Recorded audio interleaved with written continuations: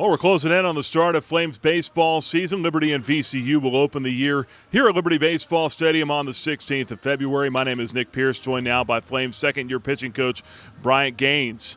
Coach, here in the dugout, this is right where you want to be, right before the start of the season. You're right here in your perch. How are you feeling heading into year two? We're excited about it. I mean, we got a great day to play. Guys put on their new uniforms for the first time today, and fortunately for us, right now the weather's cooperating, so don't have a whole lot else to be too excited about other than those three things. Yeah, I like the red tops out there that the guys are sporting here this afternoon. You got a bit of a young staff here this year, a lot of new faces on this team. What are your thoughts on what you have to work with here after going through fall and the preseason?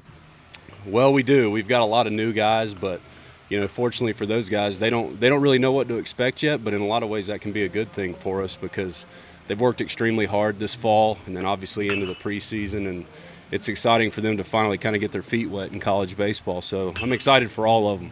As we said, heading into year two, did you learn anything from last year? Did you change anything up in the off-season conditioning?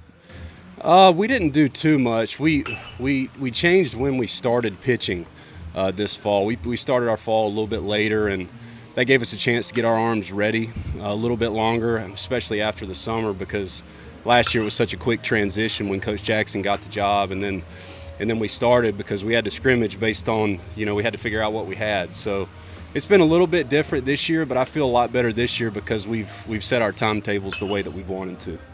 Mentioned a few stats from last year, first year in. You're able to lower the ERA from over 5 to 4.31. He's second in the Big South in that department. Also had 434 strikeouts last year. Overall, what are the team goals here this year? Do you think in those terms as far as stats and numbers that you want to achieve? Well, we don't really think in terms of stats. I more or less just want to challenge every hitter that we get ready to face. And, the walks and the strikeouts, those kind of things, they come when you attack hitters, especially strikeouts. So in the ballpark we play in, as big as it is, if we can challenge hitters and eliminate free passes, then usually we've got a chance to be successful. So hopefully we'll continue to do that again this year. Talk about challenging hitters. You gave up 9 hits a game last year. That was the second fewest in the league. Then the walk rate went down as well. You got a lot of swings and misses on those strikeouts. We mentioned the number of those 434, 333 were by swing and miss. Was that something by design to try to go out there and miss barrels? Well, it is when you get ahead in the count, and that's our biggest thing as a pitching staff is we want to be aggressive early and really specific late. And that's one thing our staff last year, especially over the course of the season, I thought we did a pretty good job of is putting hitters away. And that's where in the preseason we struggled our first couple scrimmages, and now that we've had a few weeks to kind of get our feet wet, we've done a better job getting ahead, and now we're starting to put hitters away in specific places late in counts. Let's talk about some of the specific guys here. No one's going to replace a Jack DeGroat in the rotation, but when you look at some guys that are candidates to start, who are some of those young men, and what have you seen from them so far? Well, we got a transfer from NC State, Evan Braybrand, who's had a really good preseason so far. He was out this fall. He pitched a lot over the summer, so we shut him down pretty similar to Jack, and then he's gotten back, and he's pitched really well this preseason.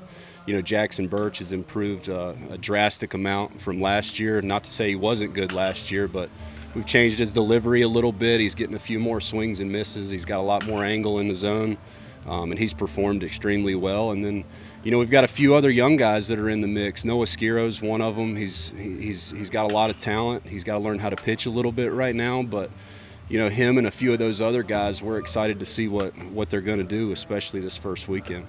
And Garrett Price looks like he may be out of the bullpen here early on.